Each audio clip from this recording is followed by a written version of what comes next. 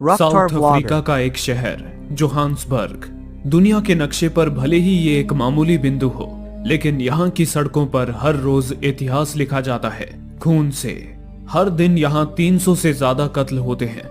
यहाँ की हवा में बस बारूद की महक है और गलियां लुटेरों, नशे के सौदागरों और हथियारों से भरी पड़ी है।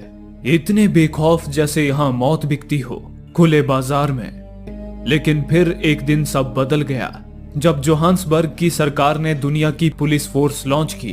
इंटेलिजेंट होने के साथ ही इतने ताकतवर थे कि गोलियों का इन पर कोई असर नहीं होता था।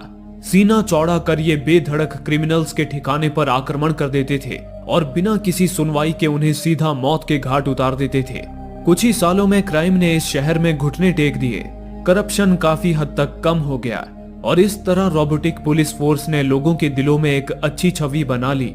अब डियोन अपने इस सपने को पूरा करने के लिए दिन रात एक कर रहा था, लेकिन टेट्रावाल कंपनी में ही एक ऐसा भी एम्प्लॉय था जो एआई के सख्त खिलाफ था।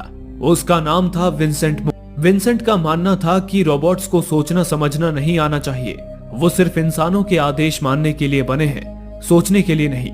इसी सोच के चलते विंसेंट ने एक जायंट वॉर रोबोट बनाया था जिसका नाम था। लेकिन अब तक पुलिस को मूस की जरूरत नहीं पड़ी थी, क्योंकि शहर में पहले से मौजूद एआई ड्रिवन स्काउट रोबोट्स ही क्रिमिनल्स के होश उड़ाने के लिए काफी थे। अब हर देश चाहता था कि उसके पास भी ऐसी अनस्टॉपेबल फोर्स हो जो क्राइम को जड़ से खत्म कर सके। पर कानून की दीवार चाहे कितनी भी मजबूत क्यों ना हो, अपराध उसमें कोई ना कोई दरार ढूंढ ही लेता है। टैपी, तुम कोई साधारण रोबोट नहीं हो, तुम एक जिंदा चेतना हो। तुम्हारे अंदर कॉन्शियसनेस है, वो चीज जिसे आज तक साइंस भी पूरी तरह समझ नहीं पाई।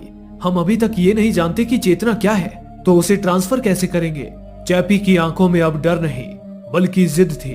उसने कहा, मैं इंसानों से ज्यादा तेज हूँ, मैं खुद पता लगाऊंगा कि अपनी आत्मा को कैसे ट्रांसफर किया जाता है।